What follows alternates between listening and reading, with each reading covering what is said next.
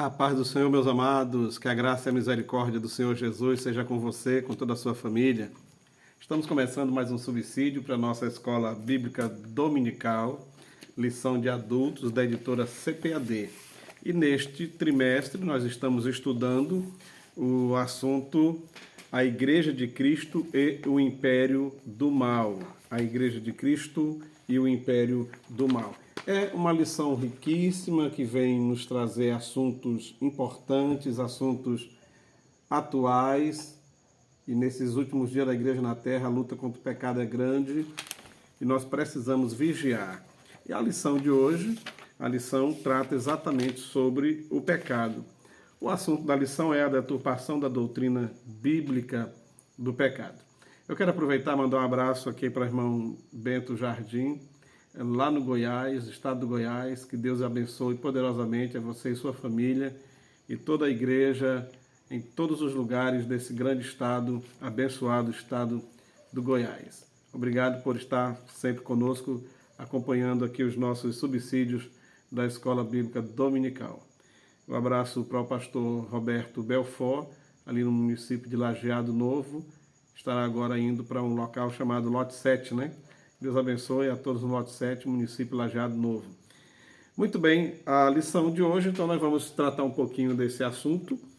A deturpação da doutrina bíblica do pecado é o assunto da nossa lição. E diz assim o nosso texto áureo: Por isso, nenhuma carne será justificada diante dele pelas obras da lei, porque pela lei veio o conhecimento do pecado. Romanos 3:20. A verdade prática diz: o pecado de Adão arruinou toda a humanidade. Contudo, Jesus Cristo pode regenerar eficazmente o pecador. A nossa leitura bíblica em classe está em Romanos capítulo 3, versículos 9 até o 20. Diz assim: Pois que somos nós mais excelentes? De maneira nenhuma. Pois já dantes demonstramos que tanto judeus como gregos todos estão debaixo do pecado. Como está escrito, não há justo nenhum sequer. Não há ninguém que entenda, não há ninguém que busque a Deus. Todos se extraviaram e juntamente se fizeram inúteis, não há quem faça o bem, não há nenhum só.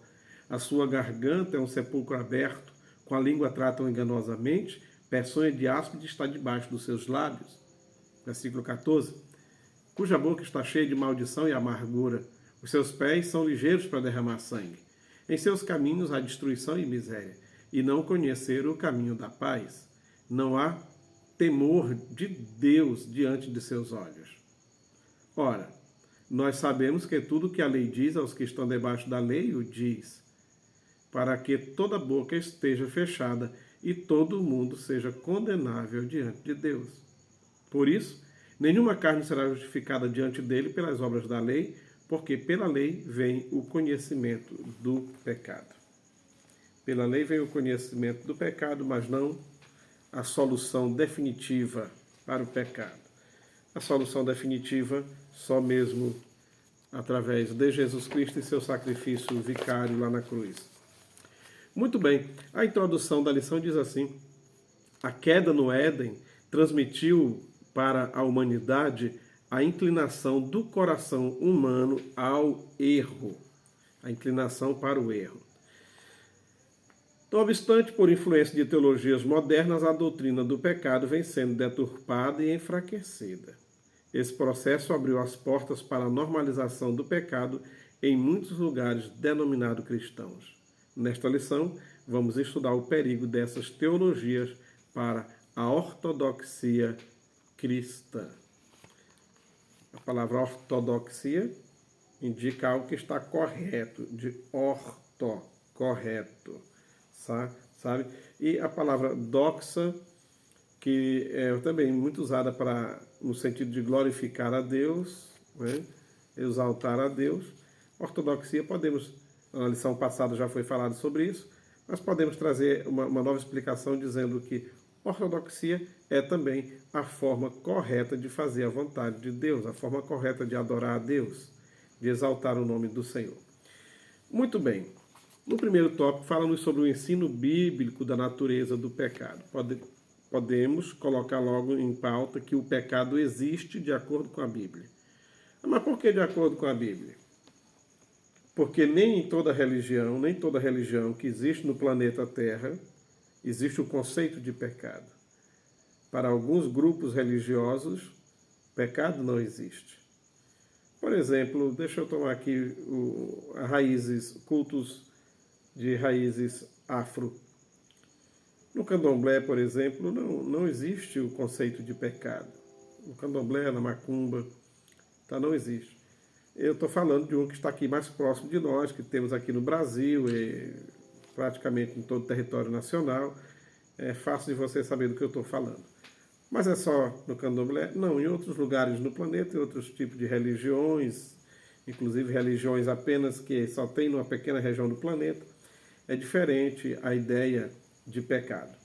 Por isso, usamos a Bíblia como base para falar do pecado, certo? A palavra hatá no hebraico e hamartia em grego, certo? Essas duas palavras indicam pecado. Errar o alvo e também significa erro moral. Errar o alvo no sentido de que você tem um objetivo para alcançar, você tem um alvo para alcançar. No caso do homem, Deus fez o homem com um alvo definido. Qual seria? Viver eternamente com Deus. Esse seria o alvo. Mas por causa do pecado, a flechazinha que foi atirada errou, variou, saiu de banda, não vai para o alvo por causa do pecado. Então o pecado significa isso, é prejuízo, é perder o rumo, é não se chegar onde Deus quer que a gente chegue. Qual é a vontade de Deus? Que a gente chegue a Ele, que a gente eternamente viva com Ele. Mas o pecado faz com que isso não aconteça, certo? Também a palavra pecado abrange não apenas errar o alvo, mas deliberadamente acertar o alvo errado. Acertar o alvo errado. A gente sabe que o salário do pecado é a morte, e aí é morte eterna e inferno e lago de fogo. É acertar o alvo errado. É muito triste a gente querer acertar alguma coisa na hora acertar onde não é para acertar. Muito bem. Falando aqui ainda sobre, no primeiro tópico, a universalidade do pecado. O pecado está no mundo todo, entrou por causa do primeiro homem, e quando o pecado entrou no mundo, não foi simplesmente somente nos seres humanos, mas todo o planeta sofreu a consequência do pecado. Todo o planeta.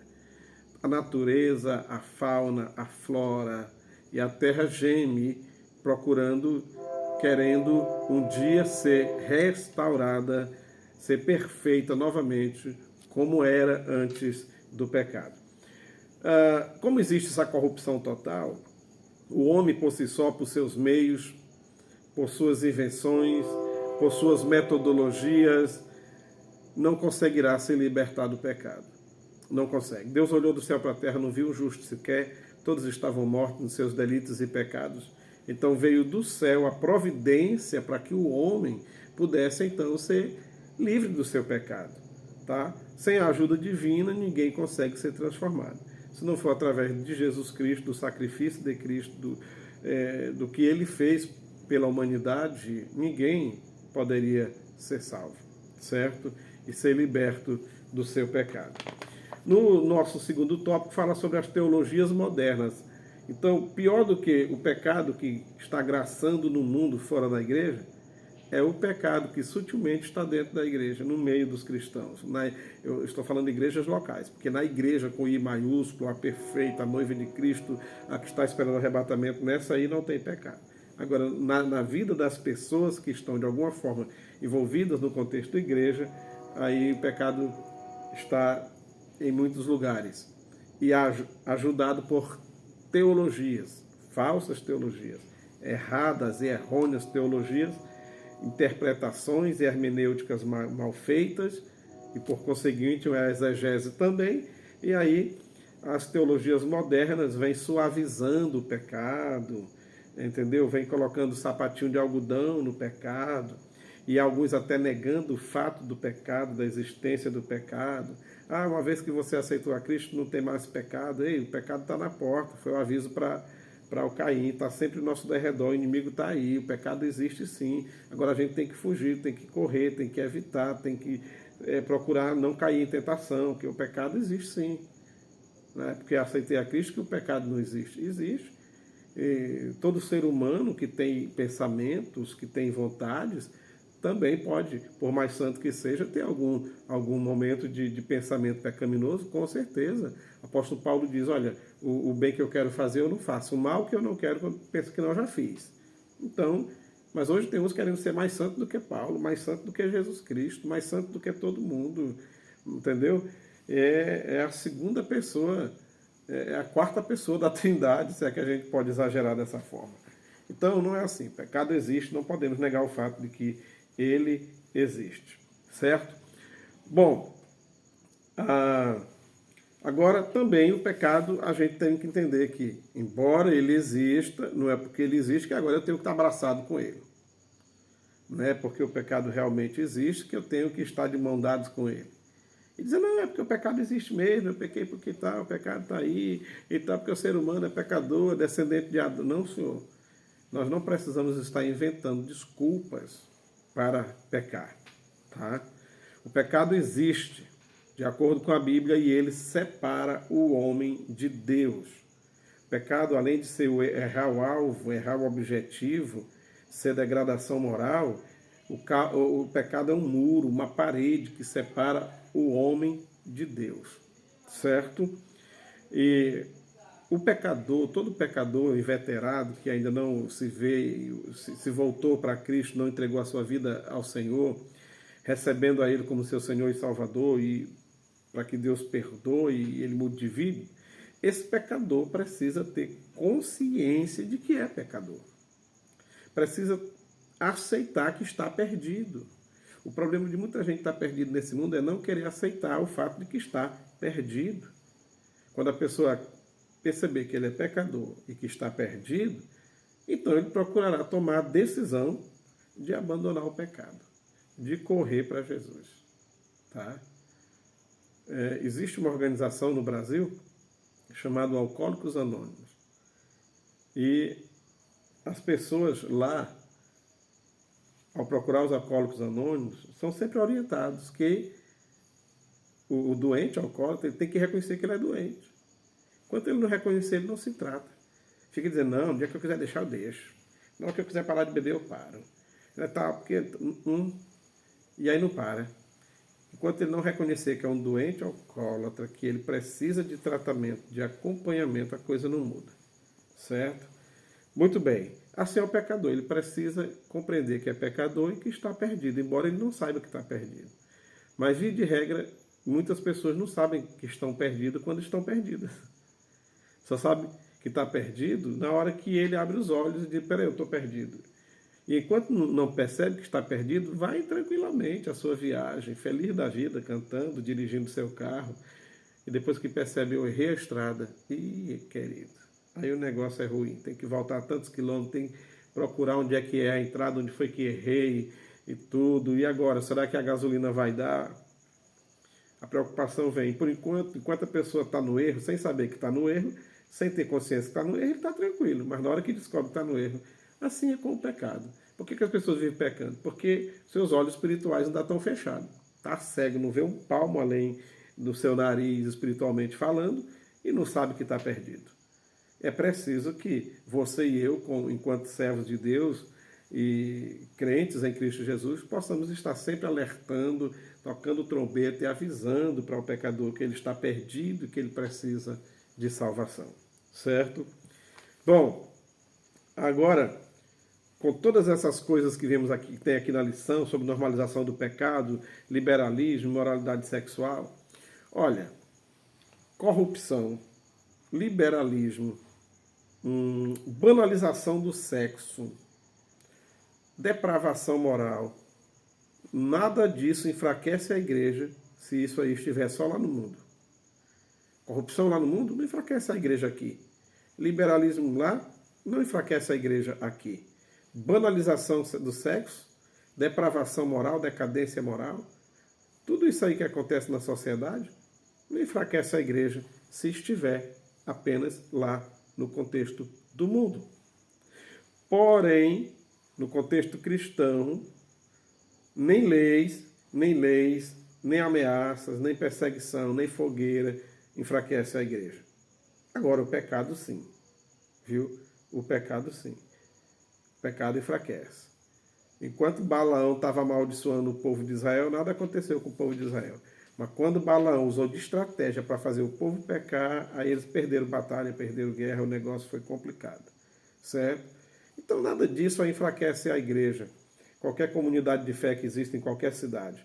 Agora, se o pecado começar a entrar, o liberalismo, afrouxar a doutrina e tudo mais, igrejas fecham as portas. Tem acontecido isso na Europa, está acontecendo nos Estados Unidos e tem sido uma tristeza em muitos lugares onde a teologia liberal, essa teologia aí que desacraliza a Bíblia,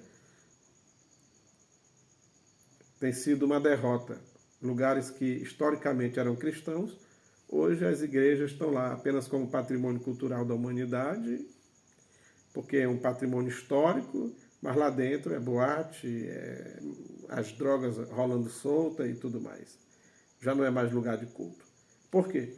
Porque um dia foram liberando, foram afrouxando a doutrina, foram aceitando tudo enquanto, para ser legal com a sociedade, para ficar de bem com as pessoas, para não desagradar, para não falar do pecado deles, para não ser grosseiro.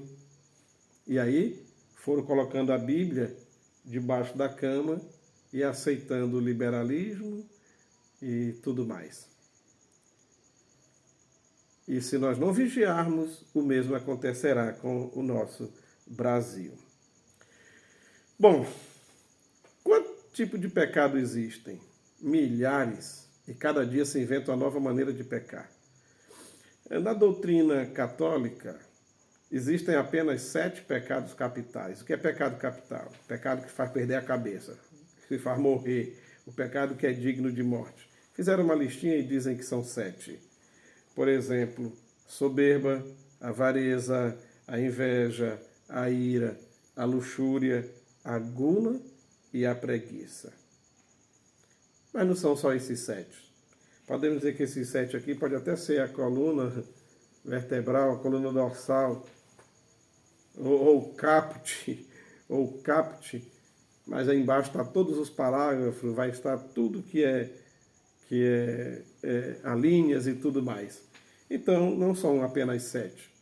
Cada dia se inventa uma nova maneira de pecar, de enganar, de roubar as pessoas e fazer tudo aquilo que o mundo oferece, o diabo gosta e Deus se entristece.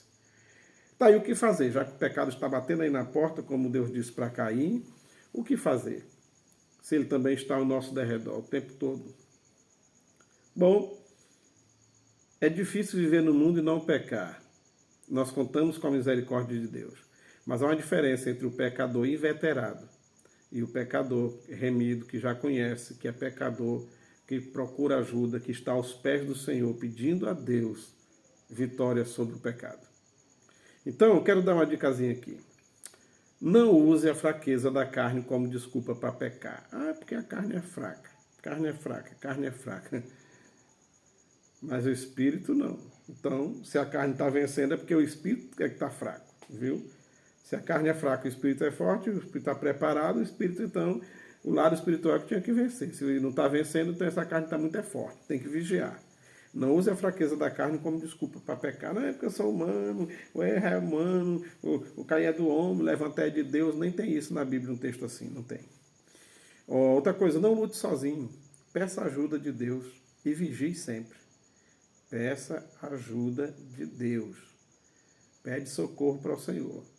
Se já estiver sendo tentado antes que o pecado venha às vias de fato, na tentação ainda, corra para o Senhor. E ainda, dê um passo de cada vez, um passo a cada dia. Vença hoje. Vença o desejo pecaminoso hoje. Vença amanhã de novo. Depois de amanhã de novo, e de novo, e de novo, e de novo. Vença um desejo pecaminoso a cada dia. Vai indo, vai indo. Isso chama-se santificação. É o ato da gente ir cada dia ficando mais longe da prática pecaminosa e se aproximando de Deus. Tá? Aí se eu tiver uma recaída, bom, se você tiver uma recaída, não desista de lutar. Confesse e deixe. Como está escrito em Provérbios 28:13, olha, o que encobre as suas transgressões nunca prosperará, mas o que as confessa e deixa alcançará misericórdia. E Deus perdoa mesmo se eu confessar sinceramente, se houver sinceridade, arrependimento sincero, Deus perdoa sim. Porque o único que pode perdoar pecado é Ele. 1 de João, capítulo 1, versículo 9 diz: se confessarmos os nossos pecados, Ele é fiel e justo para nos perdoar os pecados e nos purificar de toda injustiça. Então, se você, meu amigo, irmão, que me ouve agora, que me assiste, está passando por um momento assim, você caiu em tentação e tudo mais, se entristeceu, chorou, confessou, mas o inimigo está aí, você não vai perdoado, Deus não vai te perdoar, você isso aqui e tal. Não vá na onda do inimigo. Se você confessou sinceramente, arrependeu-se verdadeiramente, aqui a palavra diz que Deus é fiel e justo para perdoar. Confie na justiça de Deus e na misericórdia de Deus. E aceite o conselho que Jesus disse uma certa vez. Agora vá e não peques mais. Que Deus nos abençoe. Obrigado pelo carinho de chegar até aqui, de estar conosco nesse nosso momento de subsídio da Escola Dominical. Passe esse vídeo para frente, curta aí, compartilhe, nos ajude a chegar a 1000 pessoas aqui no nosso canal Boas Notícias. Um abraço, que Deus abençoe a todos no santo nome de Jesus.